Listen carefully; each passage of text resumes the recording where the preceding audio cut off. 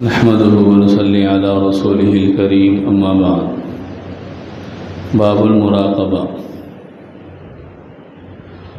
قال الله تبارك وتعالى الذي يراك حين تقوم وتقلبك في الساجدين فالأول عن ابن عمر بن الخطاب رضي الله عنه قال بينما نحن جلوس عند رسول الله صلى الله عليه وسلم ذات يوم إذ طلع علينا رجل شديد بياض الثياب شديد سواد الشعر لا يرى عليه أثر السفر ولا يعرفه منا أحد إلى آخره أو كما قال عليه الصلاة والسلام۔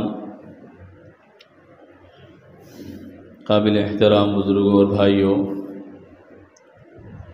آج جو درس ہے اس کا عنوان ہے باب المراقبہ، یعنی اللہ کی طرف دھیان دینے اور توجہ دینے کا باب۔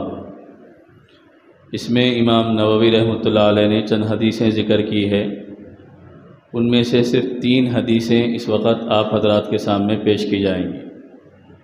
سب سے پہلے آپ یہ عنوان جو ہے باب المراقبہ، اس کے معنی کو سمجھیے، اس کے بعد اس میں جو حدیثیں ہیں ان حدیثوں کی تھوڑی سی تشریح آپ حضرات کے سامنے کی جائے گی۔ مراقبے کے معنی آتے ہیں نگرانی کرنا،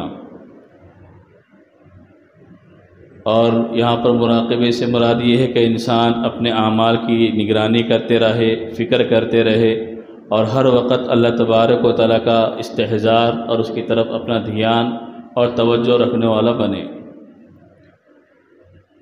یہ تو مراقبے کے لفظی معنی ہیں۔ مراقبہ جس میں انسان دھیان اور توجہ دیتا ہے، اس کے نتیجے میں پھر اللہ تبارک و تعالیٰ کے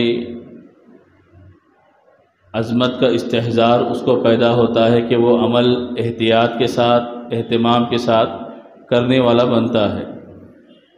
نبی کریم صلی اللہ علیہ وسلم نے باضابطہ اس کی تعلیم بھی دی، تلقین بھی فرمائی کہ انسان ہمیشہ اس بات کے لیے فکر مند رہا کرے کہ وہ اللہ تبارک و تعالیٰ سے بے خوف نہ رہے، اللہ تبارک و تعالیٰ سے بے خبر نہ رہے کہ کیا عمل کر رہا ہے۔ اللہ تبارک و تعالیٰ کو انسان کے ہر عمل کا علم ہے۔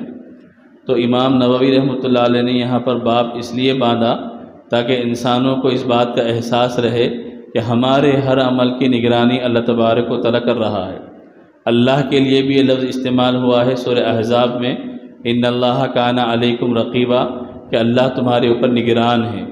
فرشتوں کے بارے میں بھی یہ لفظ استعمال ہوا ہے سورہ قاف کے اندر، جہاں ذکر کیا گیا ہے کہ ما یلفظ من قول الا لدیہ رقیب عتید، کہ تم جو کچھ زبان سے نکالتے ہو ایک نگران تمہارے اوپر متعین کر دیا گیا ہے جو تمہارے قول کو، تمہاری باتوں کو لکھ رہا ہے۔ تو اسی سے ہے مراقبہ کہ جس کی نگرانی کی جائے، نگرانی کرنے والا۔ امام غزالی رحمۃ اللہ علیہ کا قول ہے، جس کو امام مفتی تقی عثمانی صاحب دامت برکاتہم نے نقل کیا ہے، کہ امام غزالی رحمۃ اللہ علیہ کہتے ہیں کہ جو انسان دن میں 4 کام کرنے کا اہتمام کر لے اس کے اعمال درست ہو جاتے ہیں۔ 4 کام کرنے کا اہتمام کرنا۔ پہلا کام ہے مشارطہ، یعنی معاہدہ کرنا۔ انسان صبح اٹھے تو اس بات کا عہد کرے کہ میں پورا دن اللہ تبارک و تعالیٰ کے احکام پر عمل کروں گا، اللہ کی ناراضگی والے عمل سے بچوں گا۔ اس بات کا عہد کرنا، اس کو معاہدہ کہتے ہیں۔ اب صبح ہو گئی، آپ نے عہد کر لیا کہ میں پورا دن اس بات کا خیال رکھوں گا کہ اللہ کی نافرمانی نہ ہو۔ اس کے بعد آپ اپنے کاروبار میں لگ گئے، اپنی دکان میں لگ گئے، اپنی نوکری میں لگ گئے، اپنے کسی مصروفیت میں لگ گئے۔ اس وقت مراقبہ کرتے رہنا، یعنی غور و فکر کرتے رہنا کہ کہیں میرا عمل اس عہد کے خلاف تو نہیں جا رہا، جو میں نے اللہ سے صبح وعدہ کیا تھا اس وعدے کے خلاف تو میں کوئی عمل نہیں کر رہا ہوں۔ اس کے بعد دن گزر گیا، شام کو جب آپ بستر پر لیٹیں گے تو محاسبہ کرنا کہ پورا دن آپ کا کیسے گزرا، کہ آپ نے جو صبح میں عہد کیا تھا اس عہد کا آپ نے لحاظ رکھا یا نہیں رکھا۔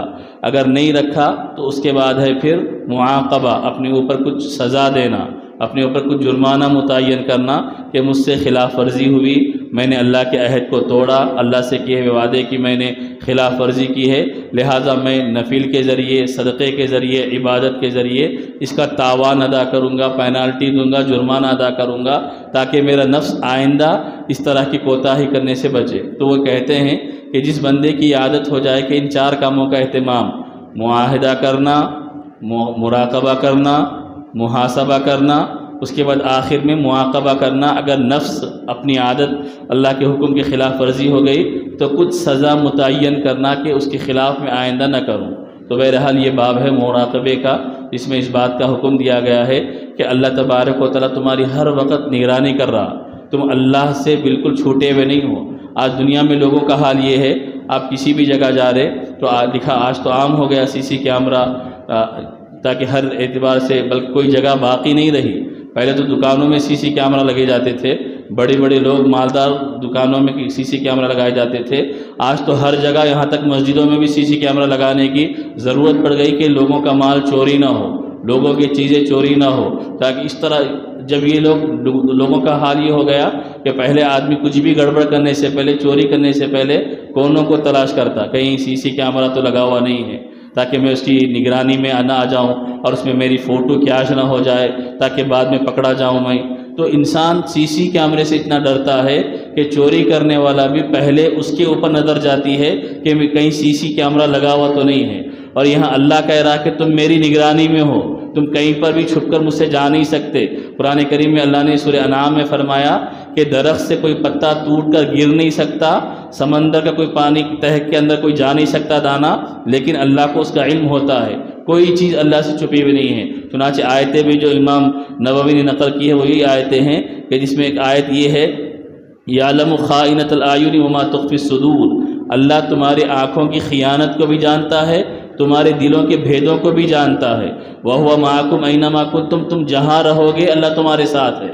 تو جب اللہ اتنا کہہ رہا کہ اللہ تمہارے ساتھ ہے تو پھر ہماری ذمہ داری یہ بنتی ہے کہ ہم اللہ کی عظمت کا استحضار اپنے دلوں میں لانے والے بنیں۔ جب انسان کا مزاج، ذہن، فکر یہ بنتی ہے کہ میں کہیں پر بھی چلے جاؤں، اکیلا ہوں، سب کے ساتھ ہوں، یا مجمع میں ہوں یا تنہائی میں ہوں، کسی بھی جگہ میں اللہ سے چھپا ہوا نہیں رہ سکتا، اللہ کے نگرانی میں ہوں، تو پھر انسان عمل بھی صحیح کرنے کی فکر کرتا ہے۔ تو بہرحال یہ تو مراقبے سے متعلق کچھ وضاحت آپ کے سامنے کی گئی۔ آگے جو حدیث ہے اس کو حدیث جبرائیل کہتے ہیں، بڑی مشہور حدیث ہے کہ نبی کریم صلی اللہ علیہ وسلم، عمر رضی اللہ عنہ فرماتے ہیں کہ ایک مرتبہ ہم صحابہ بیٹھے ہوئے تھے، ایک آدمی آیا جو انتہائی سفید کپڑے پہنے ہوا تھا اور جس کے بال انتہائی سیاہ اور کالے تھے، وہ بالکل اجنبی تھا اور اس کے پاس سفر کے کوئی آثار بھی نہیں تھے۔ ہم حیرت میں تھے کہ یہ کون ہے، اس وجہ سے کہ اگر وہ سفر سے آتا تو اس کے بال خراب ہونے چاہیے، کپڑوں پہ سفر کے علامتیں اور آثار ہونے چاہیے، لیکن ایسا کچھ بھی نہیں تھا، اور ایسا بھی نہیں تھا کہ وہ ہمارا ہو، اگر ہمارا ہوتا تو ہم اس کو پہچان لیتے۔ ایک ایسا اجنبی آدمی آیا، سفید کپڑے پہنے ہوئے، سیاہ بال لگائے ہوئے، بہترین انداز میں نبی کریم صلی اللہ علیہ وسلم کے سامنے آ کر بیٹھ گیا، آپ کے گھٹنوں کو گھٹنے لگا دیا۔ اس کے بعد روایت میں، یہ مسلم شریف کی روایت ہے، ایک دو ترجمے علماء نے کیے ہیں، اس نے اپنے ہاتھوں کو اپنی ران پہ رکھ لیا، بعض نے کہا کہ اپنے ہاتھوں کو نبی کریم صلی اللہ علیہ وسلم کی ران پہ رکھ دیا۔ صحابہ حیران ہے کہ آخر یہ کون آدمی ہے جو اتنے بڑے اہتمام کے ساتھ آیا بھی اور نبی کے سامنے جا کر بیٹھ گیا اور گھٹنے کو گھٹنا لگا دیا اور نبی کے پیروں پر اپنے ہاتھ رکھ دیے، آخر کون ہے؟ اس کے بعد آ کر اس نے چند سوالات کیے۔ پہلا سوال کیا مل اسلام، اخبرنی عن الاسلام، کہ آپ مجھے اسلام کے بارے میں بتائیے، اسلام کیا چیز ہے؟ تو نبی کریم صلی اللہ علیہ وسلم فرمایا الاسلام ان تشہد ان لا الہ الا اللہ وان محمد رسول اللہ وتقیم الصلاۃ وتؤتی الزکاۃ وتصوم رمضان وتحج البیت ان استطعت الیہ سبیلا۔ نبی کریم صلی اللہ علیہ وسلم نے اس نے پوچھا اسلام کیا ہے؟ تو اللہ کے نبی صلی اللہ علیہ وسلم نے اسلام کا تعارف کروایا کہ اللہ کی گواہی دینا، رسول کی نبوت پر ایمان لانا، اور اس کے ساتھ ساتھ حج کرنا اگر استطاعت ہو، اور روزہ رکھنا، اور یہ نبی کریم صلی اللہ علیہ وسلم زکوٰۃ ادا کرنا، یہ بیان فرمائے۔ تو اس نے کہا کہ آپ نے صحیح کہا۔ صحابہ کو اور حیرانی ہو گئی، ایک تو سوال خود کر رہا، پھر سوال آدمی اس وقت کرتا ہے جب علم نہ ہو، تو اس نے سوال کیا، پھر جواب کی وہ خود تصدیق کر رہا، وہ کہہ رہا کہ آپ نے صحیح کہا۔ تو آدمی جس کو معلوم ہے وہ کہتا کہ آپ نے صحیح کہا، تو پھر سوال کرنے کا مطلب کیا؟ سوال اسلام کے بارے میں انہوں نے پوچھا۔ اس کے بعد ایمان کے بارے میں پوچھا تو نبی کریم صلی اللہ علیہ وسلم نے ایمان کے بارے میں بتایا کہ ان تؤمن باللہ وملائکتہ وکتبہ ورسلہ والیوم الآخر وتؤمن بالقدر خیرہ وشرہ۔ اللہ کے نبی صلی اللہ علیہ وسلم نے ایمان کے بارے میں بتایا کہ اللہ پر ایمان لانا، ملائکہ پر ایمان لانا، کتابوں پر ایمان لانا، رسولوں پر ایمان لانا، قیامت کے دن پر ایمان لانا، اچھی بری تقدیر پر ایمان لانا۔ جب اللہ کے نبی نے جواب دیا تو اس نے کہا صدقت، آپ نے صحیح کہا۔ صحابہ حیران ہے۔ اس کے بعد تیسری چیز انہوں نے پوچھی فاخبرنی عن الاحسان، احسان کس کو کہتے ہیں آپ بتائیے، احسان کس کو کہتے ہیں؟ ہم احسان کا مطلب کیا سمجھتے؟ کسی کے ساتھ بھلائی کرنا، لیکن یہاں عربی کا جو احسان ہے، اللہ کے نبی رحمت دو عالم صلی اللہ علیہ وسلم فرمایا ان تعبد اللہ کأنک تراہ فإن لم تکن تراہ فإنہ یراک۔ احسان یہ ہے کہ آپ اللہ کی ایسی عبادت کرو گویا کہ آپ اللہ کو دیکھ رہے ہو۔ اگر یہ کیفیت نہیں پیدا ہو رہی تو کم از کم یہ کیفیت پیدا کرو کہ اللہ تمہیں دیکھ رہا ہے، اس کو احسان کہتے ہیں۔ یعنی آدمی کا ایمان اتنا بن جائے، وہ نماز کے لیے کھڑا ہو تو اس کو یہ احساس ہو کہ میں اللہ کو دیکھ رہا ہوں، اللہ سے بات کر رہا ہوں۔ یا اگر یہ کیفیت نہیں پیدا ہوئی تو کم از کم یہ استحضار اور یہ خیال آ جائے کہ اللہ مجھے دیکھ رہا ہے۔ جب جس کا یہ خیال آ جائے گا تو پھر وہ عمل کرنے میں بھی احتیاط کرنے والا بنے گا، نماز بھی صحیح پڑھے گا، عبادت بھی صحیح کرے گا۔ جب اللہ کے نبی نے جواب دیا تو انہوں نے کہا صدقت، آپ نے سچ فرمایا۔ اس کے بعد وہ آنے والے نے پوچھا کہ قیامت کب آئے گی؟ تو نبی کریم صلی اللہ علیہ وسلم فرمایا جتنا تم کو علم ہے اتنا ہی مجھے بھی علم ہے۔ یعنی قیامت کے بارے میں علم ہم کو یہ ہے کہ اللہ کو معلوم ہے قیامت کب آنے والی ہے۔ اس کے بعد نبی کریم صلی اللہ علیہ وسلم نے چند چیزیں قیامت کی علامت کی ذکر فرمائی۔ جب یہ ساری بات ہو گئی اس کے بعد کچھ دیر کے بعد حضرت عمر سے اللہ کے نبی نے پوچھا کہ عمر تم جانتے ہو وہ کون تھے جو آنے والا آدمی اجنبی تھا؟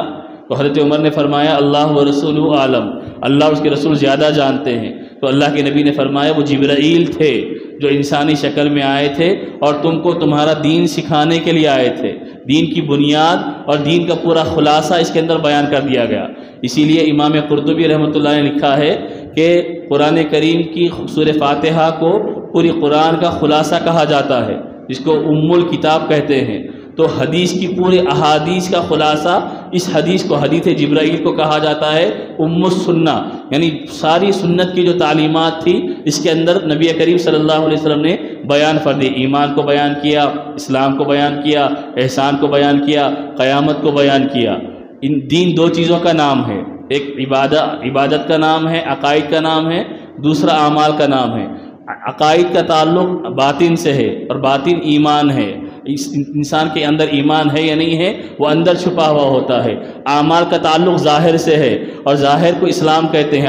آپ کا ظاہر بتا رہا مسلمان ہے، آپ مسجد کو جا رہے مسلمان ہیں، آپ روزہ رکھے ہوئے مسلمان ہیں، آپ قرآن ہاتھ میں لے کر پڑھ رہے، یہ ظاہر مسلمان ہیں۔ لیکن دل میں ایمان ہے یا نہیں ہے یہ عقائد کا تعلق ہے۔ کوئی بعض اوقات ظاہر نہ بھی کرے لیکن سینے کے اندر ایمان چھپا ہوا ہوتا ہے۔ تو نبی کریم صلی اللہ علیہ وسلم نے اس حدیث کے اندر ان ساری چیزوں کو بیان کیا۔ تو اس میں جو ایمان کے ساتھ احسان کا ذکر کیا گیا ہے اس کو حدیث جبرائیل میں احسان کہتے ہیں، قرآن کریم کی آیت میں تزکیہ کہتے ہیں، اور علماء جو بیان کرتے ہیں اسی کو تصوف کہتے ہیں۔ تصوف کسی نئی چیز کا نام نہیں ہے، یہ بھی ایک لفظ استعمال ہوا ہے، کسی جگہ الگ استعمال ہوا، کسی جگہ الگ استعمال ہوا۔ اس کا خلاصہ یہ ہے کہ آدمی اپنے ظاہر کے ساتھ اپنے باطن کو بھی پاک و صاف کرنے والا بنے، اس کا باطن سدھر جائے، سنور جائے، اچھا ہو جائے، اس کے دل میں اللہ تبارک و تعالیٰ کی عظمت کا استحضار پیدا ہو جائے، وہ اعمال کرے تو صحیح نیت کے ساتھ کرے، صحیح فکر کے ساتھ کرنے والا بنے، یہ ہے۔ اس کے بعد ایک حدیث ہے حضرت